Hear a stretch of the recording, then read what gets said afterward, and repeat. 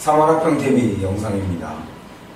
지난 영상에서도 질문한 친구가 한 명밖에 없다 얘기를 했는데 이번에도 마찬가지네. 지금 질문한 게 두 문제입니다.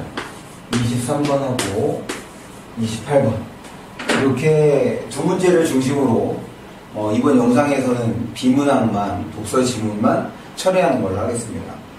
우리가 그러니까 오늘이 이제 그 화요일 밤에서 이제 수요일 새벽, 그로 넘어가는 시간인데, 화요일까지 해서 그 학평 대비 수업을 간단하게 모두 진행을 했습니다. 그래서 사설 모의고사를 좀 풀어봤지. 한번 풀어봤는데, 지금 여기에 있는 작년 3월 문제보다는 대체적으로 좀 어려운 느낌이었다. 이게 좀 사설이라 좀 그런 경향이 있었을 겁니다. 근데 이제 이번 그 작년 3월까지의 그 학평 문제를 풀어보면 지금 어떤 특징이 있었느냐. 그러니까 지난 2016년 3월 학평이랑 그 다음에 2017년 3월 학평을 보니까 1학년 지문의 특징 두 가지로 좀 정리해 볼 수가 있겠는데, 하나는 접속어예요. 우리가 이제 접속어를 보면 어떻게 생각하기로 한 거, 수업 중에 많이 얘기했던 거, 지금 여기 있는 지문들을 보면 적재적소에 접속어들이 많이 나타나 있습니다. 그거를 처리하는 거, 그걸 처리하면서 어떻게 사고하느냐, 그 사고 과정이 중요했던 거고, 두 번째로는 구체적 사례. 지금 우선 6쪽에 있는 첫 번째 지문부터, 6쪽에 있는 첫 번째 지문부터 보면, 지금 이 6쪽에 있는 지문은 첫 번째 문단에서는 지금 휴리스틱이 무엇인지, 그래서 휴리스틱의 대표적인 거 세 가지를 제시해두고 있어. 그 다음 두 번째 문단에서는 대표성 휴리스틱을, 그 다음 세 번째 문단에서는 회상용이성, 네 번째 문단에서는 시뮬레이션,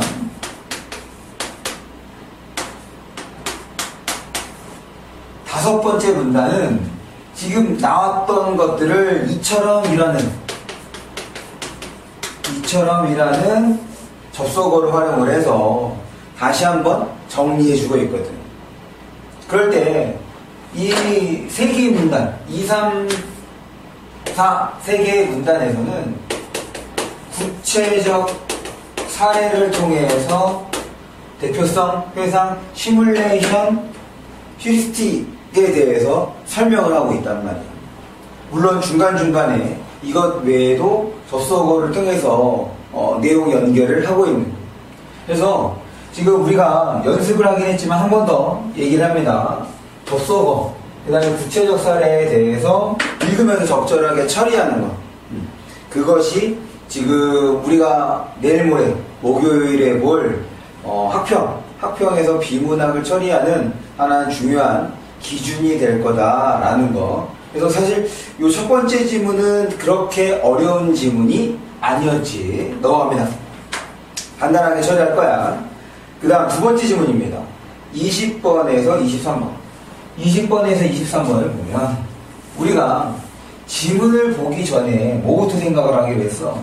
지금 여기도 마찬가지야. 여기서도 접속어와 구체적 사례, 이것을 적절하게 처리하는 것이 필요했던 건데, 그 전에 지문을 보기 전에 지문 속에 혹은 그림이나 그래프가 나오는지를 확인하자. 이 두 번째 지문에서는 그래프 처리를 적절하게 해줬는지. 지금 지문에서도 그래프가 나오지만 질문이 있는 23번 문제에서도 그래프가 나오잖아요. 결국 이 지문에서는 그래프를 어떻게 처리하느냐가 관건이었다. 이렇게 생각을 해주시면 됩니다. 거기에 하나 더. 글의 구조를 볼 때 첫 번째 문단을 봐봐. 첫 번째 문단에서 밑에서 세 번째 줄이야. 그러면 무역을 통해 이익을 발생할 수 있는 이유는 무엇일까? 거기 지문에 질문이 나오지. 우리가 글을 읽을 때 질문이 나오면 이 질문에 대한 답이, 이 글에서의 핵심 내용이라고 이제 얘기를 했단 말이에요. 그럴 때 지금 이 글을 보면 첫 번째 문단에서 두 가지의 질문을 하거든요. 조금 전에 살펴봤던 것처럼 하나는 무역에 따른 이익, 발생하는 이유, 하나는 그 무역이익 이유고, 그 다음에 두 번째는 수출입 제한은 어떻게, 수출입 제화 결정에 대해서 이제 질문을 했단 말이에요. 그럼 이 두 가지 질문에 대해서 지문 안에 답을 찾아주면 그것이 이제 핵심적인 내용이 되는 거지. 그래서 두 번째 문단은 지금 A국, 그 다음에 B국이라는 그 가상의 나라를 통해서 지금 이 두 개에 대해 설명을 하려고 하는 거지. 그래서 세 번째 문단에서 첫 번째 포인트가 있습니다. 어떤 포인트냐? 세 번째 문단을 볼게. 이때 국가 간 비교 우위 산업의 차이에 의해서, 바로 그 부분이야. 국가 간 비교 우위 산업의 차이에 의해서 무역 이익이 발생할 수 있다. 이 세 번째가 바로 무역 이익에 대한 정답의 실마리가 제시가 되는 문단이구나 라고 생각을 하면서 지금 이제 거기에 나오는 문단을 읽어가고 그 다음에 왼쪽에 있는 그래프를 처리를 하는데, 여기에서 또 한 가지 중요한 점이 뭐였냐면, 우리가 지문을 이제 읽을 때 지문의 내용을 이해하는 데서 반드시 필요한 개념은 글에서 설명해 준다는 겁니다. 지금 거기를 보면 국가 간의 비교 우위 산업의 차이에 의해서 무역에서 이익이 발생하는데, 지금 거기에서 설명하고 있는 것이 비교 우위의 개념과 그 다음에 이거를 이해하기 위해서 필요한 개념이 기회비용이었거든요. 이거를 설명해 주고 있는 거야.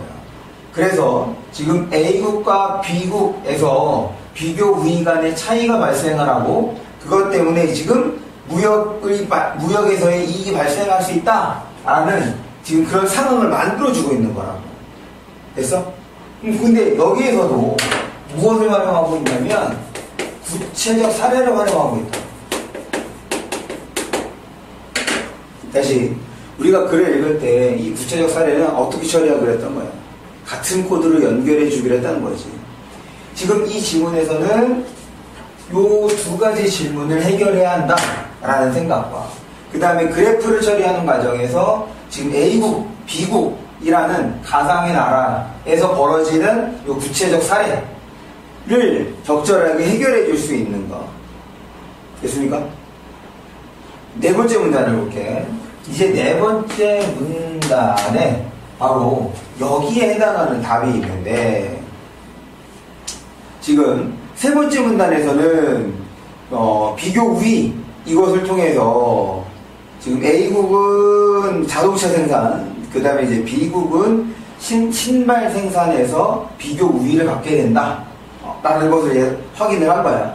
그래서 이제 네 번째 문단을 읽으면 이 네 번째 문단에서 핵심적인 내용은 바로 이 부분입니다. 밑에서 세 번째 줄. 무역 이전에는 생산할 수 없었던 재화량의 조합을 생산하는 것과 같은 효과를 갖게 되어 무역을 통한 이익을 얻을 수 있다. 바로 첫 번째 질문에 해당하는 답이 나오는 거죠. 더불어서 수출입 제한가 결정되는 과정도 나타나게 되는 거잖아. 그러면 지금 자기네 어떤 그 능력, 자기네라는 능력을 통해서 수출입 제한 결정은 한쪽에다가 몰아주기 때문에, 몰아주는 것을 통해서. 그래서 자연스럽게 세 번째 문단과 네 번째 문단, 이 세 번째 문단과 네 번째 문단을 통해서 지금 무역의 이익이 발생하는 이유와 그 다음에 수출입 제한가 결정되는 그 모습을 확인해 볼 수 있었다. 그러니까 사실 이 세 번째와 네 번째 문단이 이 지문에서의 핵심 문단이 되는 거지. 그리고 더불어 그래프를 처리하게 되면 결국 A-와 B-가 바로 이제 무역의 이익이 되는 거잖아. 그래프에서. 됐어? 그 다음 5번째 문단입니다. 5번째 문단은 핵시어. 핵시어의 지금 개념을 통해서 결국 그 생산 요소 부존량의 상대적 차이가 비교의. 지금 결국 이 비교의는 어떻게 발생하느냐라고 했을 때 핵시어의 일원으로서 제시가 되고 있는 거고, 여기에 또 어떤 것도 추가가 되냐면 이 비교의라고 하는 것은 뭐한다? 변화가 가능하다.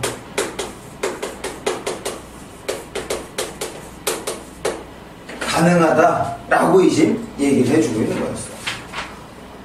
그러고 난 다음에 그게 이제 여섯 번째 문단에서 변화가 가능하다. 아이고, 이게 6번째 문단에서 변화가 가능한 거다라고 지금 이제 얘기를 해주고 있는 거지. 그럴 때 23번 문제를 보겠습니다. 윗글에 근거하여 보기의 상황을 이해한 것으로 적절하지 않은 것. 지금 보기의 상황이야. 그러면 지금 이 보기를 볼 때 처리하는 것이 필요한데, 우리가 이제 지난 그 시간에도 말씀드렸던 것처럼 보기는 지문을 잘 처리하는 것 외에 추가적인 사고를 요구한다. 지금 우리가 지문을 통해서 파악한 내용을, 개념을 보기에다가 적용할 수 있어야 되는 거야. 보기를 볼 때. 그림 1과 그림 2는 각각 갑국과 을국의 70년과 17년 생산 가능 곡선을 나타낸 것이다. 그러면서 이제 가발은 노동집약적, 그 다음에 선박은 자본집약적, 요거를 보여주고 있는 거예요.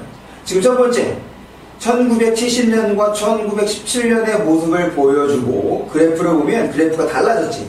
이거는 어떤 거를 보여주는 거냐면 이 비교의가 변화 가능하다는 거, 변화했다라는 것을 지금 하나는 보여주는 거고, 그 다음에 그림 1을 보면 이 그림 1의 모습은 우리가 본문에서 확인했던 그래프의 모습과 거의 똑같지.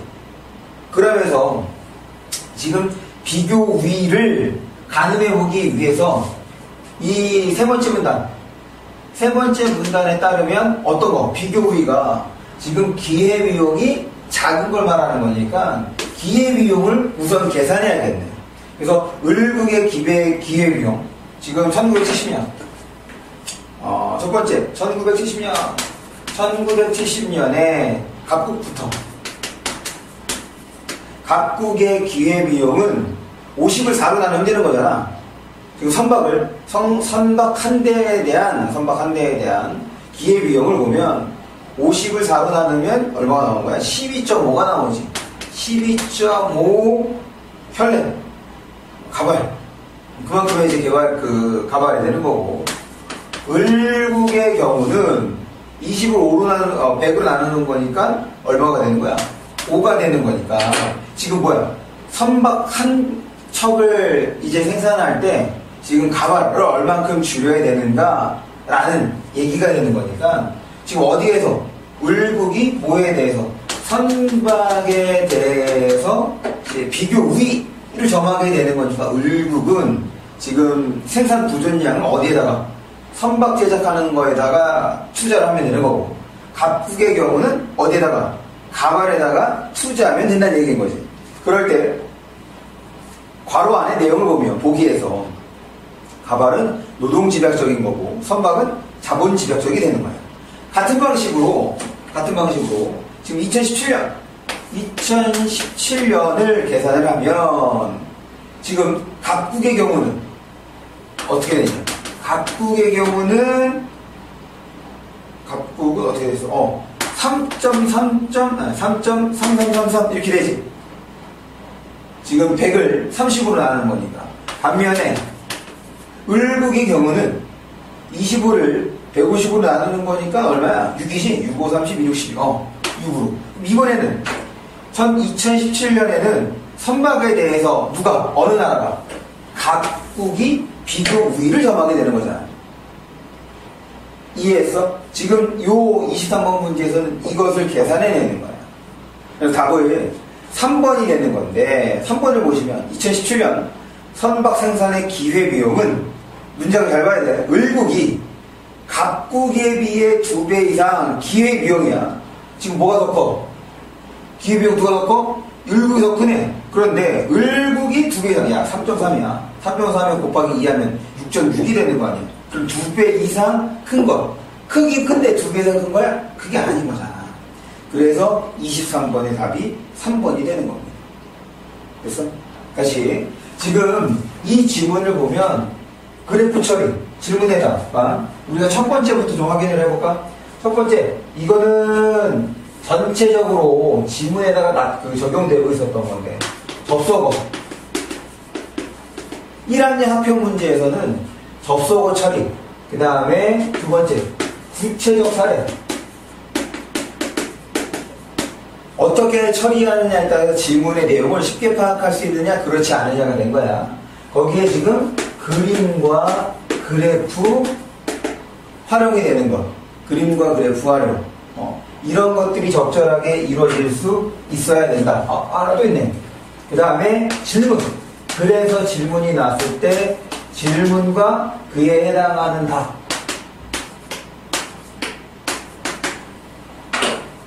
지금 우리가 내일 모레 학평 문제를 볼 때 독서 지문에서 저런 4가지 것들은 좀 기억하고 주의하면서 보자는 거야. 그러면 지금 두 번째 질문도 처리가 됐습니다. 그 다음 세 번째 질문을 보겠습니다. 24번에서 26번. 24번에서 26번 질문을 보면 이게 특별한 게 없어. 이 지문도 첫 번째 질문처럼 특별한 게 없습니다. 결국 뭐에 대한 얘기냐면 신라시대 때의 범종이 고려시대와 조선시대를 거치면서 어떻게 된 거야? 바뀌어가는 거야. 범종이 바뀌어간 거야. 그런데 거기에다가 어떤 게 추가가 됐느냐? 지금 범종의 유래, 이 불교의 어떤 전례와 관련돼서 중국에서의 종의 모습과 그 다음에 일본에서의 종의 모습이 더불어 비교가 되고 있는 거거든. 그러니까 사실은 단순하게 생각했을 때 4개의 질문 중에서 가장 정보량이 많은 것, 단순하게 정보량이 많은 것은 바로 요 세 번째 질문이라고 할 수가 있겠다. 더군다나 이 세 번째 질문도 여기 그림 그래프 활용하는 것과 관련이 있지. 왜냐? 몇 번 문제냐면 25번 문제입니다. 이 25번 문제를 볼 때 25번 문제를 보고 우리가 지문을 읽을 때 바로 몇 번째 문단이냐면 두 번째 문단과 세 번째 문단이야. 두 번째 문단과 세 번째 문단을 읽을 때 지금 25번 문제의 그림에다가 A부터 E까지 얘네가 무엇인지 해당하는지가 표시가 돼야 돼. 그게 우리가 그림이나 그래프를 활용하는 방법이었으니까. 그렇게 표시가 되면 세 번째 문단까지 읽었을 때 어떻게 되느냐? 바로 25번 문제가 처리가 돼야지. 지금 이 지문은 사실 거의 빽빽하게 막 표시가 될 거란 말이야. 새로운 정보들이 계속 튀어나오고, 아까 얘기했던 것처럼 기본적인 건 이거야. 신라시대의 종과, 신라시대의 조선의, 신라의 종의 모습과, 그 다음에 중국의 종의 모습, 일본의 종의 모습이 지금 비교 대조가 되고 있는 거란 말이야. 그러니까 공통점과 차이점이 되고 있는 거라고. 그것 안에 또 어떻게 돼? 고려시대, 그 다음에 조선시대까지의 모습이 다 비교 대조가 되어야 되는 거죠. 지금 첫 번째 문단에서 여기서 범종을 제시해주고 이것이 밑에 첫 번째 문단, 밑에 세 번째 줄, 하나, 둘, 세 번째 줄. 이러한 신라종의 조형 양식은 조선 초기를 기점으로 큰 변화가 나타나기 전까지 후대의 범종으로 개성이 되었다. 거기에서 생각해야 되는 거. 지금 밑에서 세 번째 줄에서 생각해야 되는 것은 신라시대의 종이 지금 고려시대 그 다음에 조선까지 이어지는 건데 조선 초기를 기점으로 그 종의 모습이 바뀌었다는 얘기인 거지. 그러면 각 신라시대의 종의 모습의 특징, 고려시대의 종의 모습 특징, 조선 초기, 조선 초기 이후의 종의 그 모습의 특징이 지금 얘네들은 뭐가 되는 거야? 공통점과 차이점을 잡아야겠다라는 생각을 해야 되는 거라고. 첫 번째 문단을 통해서는. 그런데 지금 두 번째 문단을 보면 두 번째 문단입니다. 두 번째 문단에서 두 번째 줄 끝에 이와 달리 중국 종은, 그리고 세 번째 줄 끝에 일본 종은 이라고 하면서 지금 신라 시대의 종의, 범종의 모습을 중국과 그 다음에 일본에 또한 뭐가 되는 거예요? 공통점과 차이점이 되는 거예요. 그러니까 사실 다른 글에 비해서 정보량이 생각보다 많게 되는 거죠. 그래서 두 번째 문단과 세 번째 문단을 어떻게 처리하는지가 관건이어야 되는 거고, 그리고 첫 번째 문단에서, 지금 첫 번째 문단에서 요 마지막 부분 있었지? 얘네들에서 조선 초기에 큰 변화가 있었다라고 얘기하는 거, 그것이 머릿속에 좀 남아 있어야 돼. 그래야지 북쪽입니다. 다섯 번째 문단. 다섯 번째 문단에서 전의 모습과 어떻게 달라졌는지를 찾아볼 수 있었던 거거든. 그리고 다섯 번째 문단에서 그 조선 초기를 기점으로 달라졌던 이유가 지금 고려시대를 거치면서 범종이 어떻게 돼? 소형화돼서 계승하긴 하지만 어떻게 되는 거야? 그 큰 종, 범종이 큰 종으로는 만들어지지 않는단 말이야. 조선 초기에 다시 큰 종을 만드는데 고려시대 때 만들어지지 않았던 그 종이 어떻게 새롭게 되겠어? 그래서 조선 초기에 어떻게 해요? 중국 종의 어떤 주조 공법을 도입하게 된다. 그러니까 조선 초기 이후의 어떤 종의 모습하고 신라 고려의 종의 모습하고는 다른 모습을 띌 수밖에 없는 거지. 있습니까? 다시. 지금 이것이 두 번째, 세 번째, 네 번째, 다섯 번째. 그래서 두 번째와 세 번째는 지금 신라시대, 계속해서 신라시대 종의 모습을 중국하고 그 다음에 일본과 비교 대조하고 있는 거고, 지금 이것이 지금 몇 번 문제지? 25번에서의 그림 활용으로 이어져야 한다는 것과, 그 다음에 네 번째 문단에서는 고려시대, 그 다음에 여기에서는 조선시대. 그래서 지금 우리가 요렇게 됐던 것을 다섯 번째 문단에서 확인해 줄 수 있어야 했다는 것. 그것이 세 번째 질문의 포인트가 됩니다. 됐지? 자, 그럼 마지막 질문으로 넘어갑니다. 마지막 질문. 이 마지막 질문이 구조적으로는 가장 까다롭지 않았을까? 우리가 지금 어제까지 했었던 질문 중에서 이게 생각날지 모르겠네. 과학 질문. 그러니까 효소.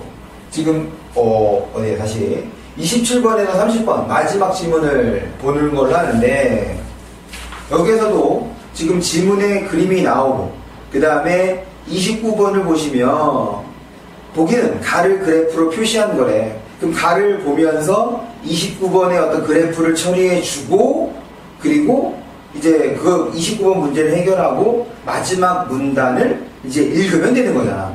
그럴 때 사실은 마지막 문단은 뭐 특별한 내용은 없었던 거고, 그래서 그 위에 네 번째 문단, 그러니까 가가 표현이 되었던 문단까지가 이제 핵심적인 내용이라고 할 수가 있는데, 지금 이 지문은 우리가 수업 중에 했던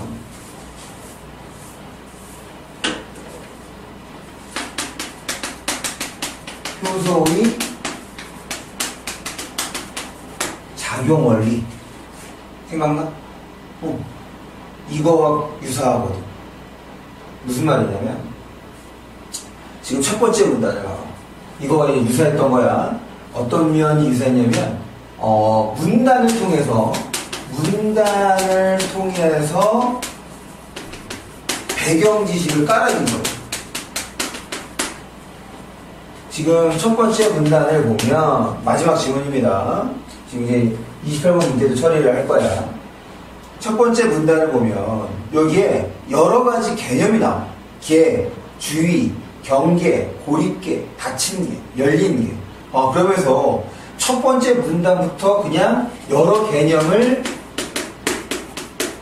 제시해 준단 말이야. 그러니까 이 중에서 관련되는 걸로 설명을 하겠다, 이렇게 생각을 하겠지.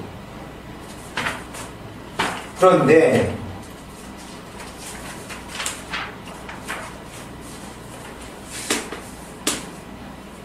이것이 두 번째 문단까지도 이어지고 있는 거란 말이야. 됐어? 두 번째 문단. 근데 이 두 번째 문단에서 또한 포인트가 있었지. 그거는 이제 차차 설명하는 걸로 하고. 지금 이 지문에서 아까 얘기했던 거와 관련될 수 있었던 거 되게 적지 않았네. 지금 우리가 내일 모레 학평을 볼 때 주의할 점은 독서 지문을 읽을 때 지문을 읽는 거 그대로 받아들이고 우리가 처음 보는 용어라든지 좀 어려운 용어가 나오면 거기에다가 쫄지 말자고. 우리가 앞에서 경제지문 그 무역하는 거 봤을 때 비교우이라든지 기회비용이라든지 지문에서 지문의 내용을 이해할 때 좀 알고 있어야 한다고 필자가 생각했던 개념들에 대해서는 다 설명을 했었단 말이야. 지금 이 지문에서는 연력학 제일법칙, 이거 적을 필요가 없는 거지. 연력학 제일법칙, 그 다음에 세 번째 문단을 보시면 세 번째 문단에서 하나, 둘, 셋, 넷, 다섯 번째 줄이야. 보일-샤를의 법칙, 이런 좀 어려운 용어들, 무언가 있어 보이는 것, 그런 거를 제시가 됐는데 만약 여기에 나오는 내용을 이해할 때 반드시 필요했던 개념이라고 한다면 글에서 설명해 줬을 거야. 그런데 그 자세히 설명이 안 돼 있거든. 그 얘기는 이 글을 이해하는데 이 두 가지는 잘 몰라도 상관이 없다. 그렇게 되는 거라고. 사실 나도 잘 몰라. 내가 어떻게 알아. 과학 전공한 것도 아닌데. 그런데 글의 내용을 잘 파악해서 문제를 풀기까지 한다는 말이야. 여러분도 그거를 신경을 써야 된다고. 용어에 쫄지 말자는 거지.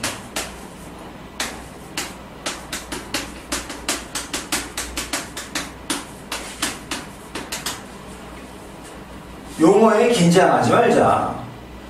필요한 것들은 그래서 다 설명해 준다는 것. 필요한 것들은 그래서 다 설명해 준다는 것. 그러면서 이 두 번째 문단, 계속해서 두 번째 문단을 봅니다.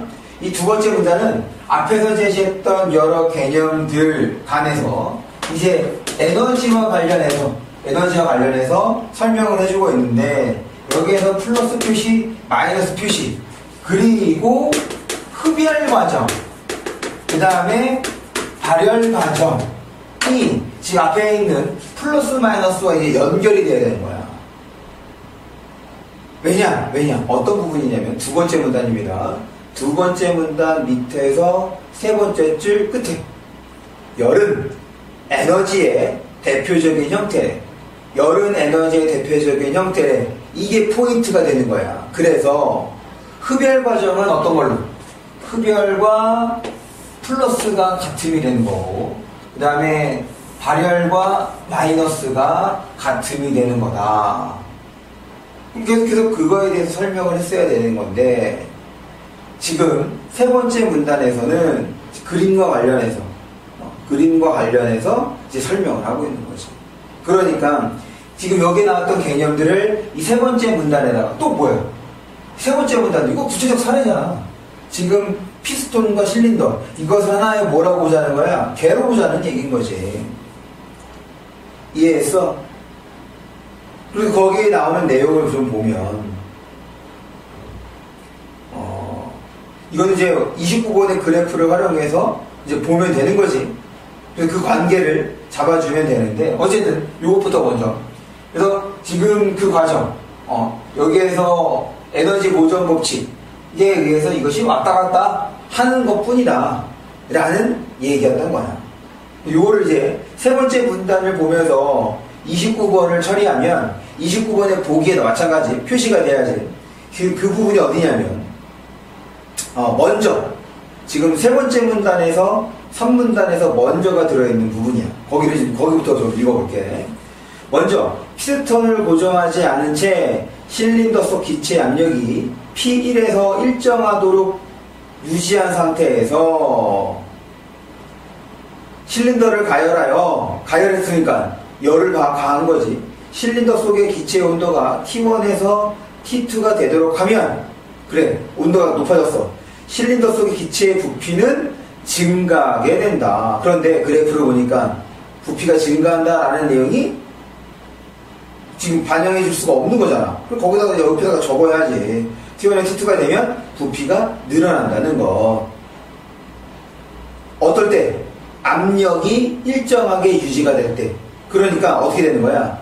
A에서 C 이 과정이네. 이 그래프에서 그래프만 좀 더 간단하게 그려보겠습니다. T1 그 다음에 T2 그리고 P1 P2 그래서 여기가 A 그 다음에 여기가 C 그리고 C 위에 B 그래서 2점 2점 2점 이렇게 연결되어 있는 거지. 지금 우리가 읽은 부분 P1을 일정하게 여기가 압력이고 여기가 온도였으니까 P1을 일정하게 유지가 된 상태에서 T1, T2로 지금 여기다가 가열을 하면 결국 요 A에서 C로 가는 것이 바로 뭐가 되는 거야? 지금 처음에서 설명한 것이 되는 거잖아. 이때 부피가 압력이 일정할 때 부피가 어떻게 된다는 거야? 증가한다. 지금 이거를 여기다 적어줘야지. 그래프에다가 계속 봅니다. 한편 피스톤을 고정하여 실린더 속 이번에는 부피를 일정하게 하고 그러니까 앞에 거 달라진 거지. 앞에서는 P1 얘를 일정하게 했던 거야. 이번에는 부피를 일정하게 하는 거지. 부피를 일정하게 하고 실린더를 가열하면 마찬가지 이렇게 되는 동안 실린더 기체는 P1에 P2로 요게 이제 바로 뭐가 되는 거야. 요게 부피를 일정. 얘가 부피를 일정하게 했을 때의 지금 압력이 어떻게 되는 거니? 얘는 그래프 상에서 압력이 증가한다 라는 얘기였던 거잖아. 됐어? 그래서 계속 맞아볼게. 증가하는데 온도가 T2의 상태를 유지하면서 고정시켰던 피스톤을 풀면 실린더 속 기체가 P1이 될 때까지 기체의 부피는 증가하게 된다. 그러면서 지금 압력을 여기 이거는 빨간색으로 해볼까? 바로 요 부분이 뭐인 거야? 지금 피스톤을 풀 때의 모습이 되는 거지.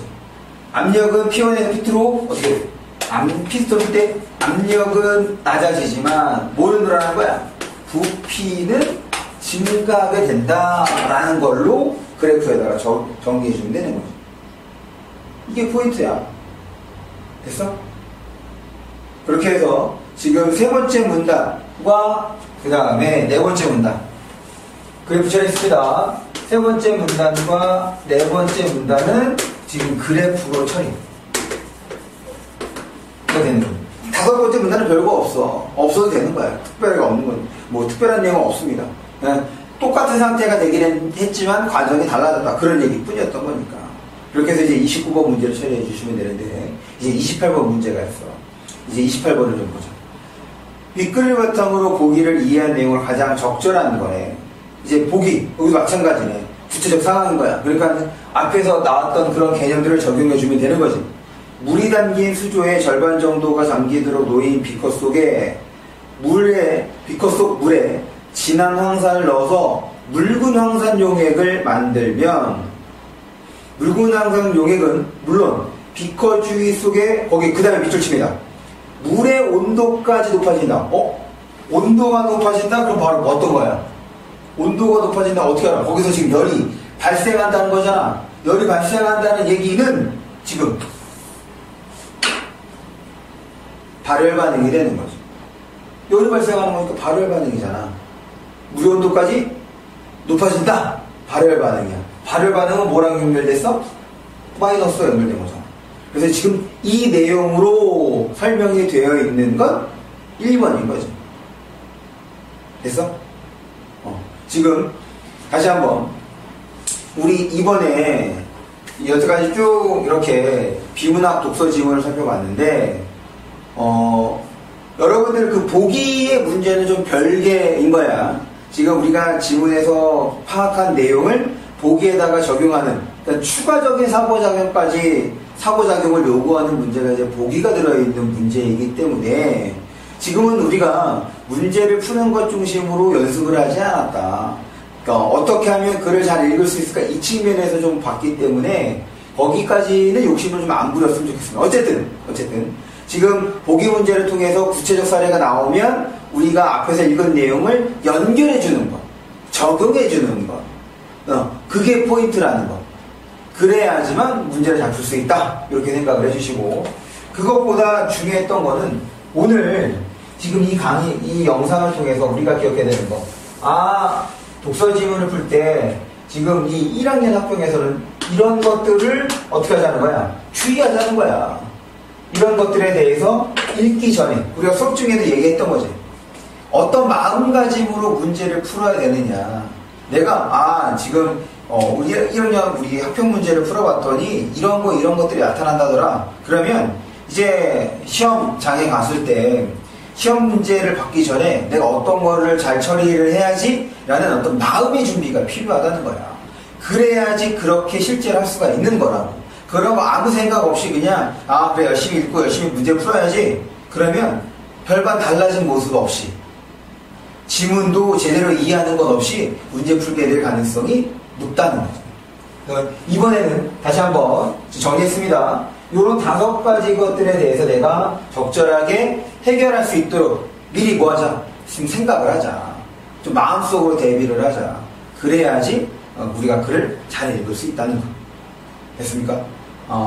이렇게까지 해서 여기까지 해서 지금 작년 2017학년도 3월학평 간단 정리 영상을 마치도록 하겠습니다. 이거 얘기를 안 했네. 이거는 이제 뭐 톡으로 어쩔 수 없네. 톡으로 좀 전달하는 수밖에. 이거는 이제 여러분들의 문제를 풀고 확인해 보는 거기 때문에 시간이 많지 않을 거란 말이야. 지금 이게 영상이 올라가면 수요일에나 여러분들이 학교 끝나고 뭐 학원도 가고 이런저런 다른 공부를 하다가 영상을 보게 될 테니까 배속 조정을 하라는 얘기를 언제 했어야 되는 건 내가 깜빡했네. 어쨌든 여기까지 해서 마치는 걸로 하겠습니다. 고생했습니다.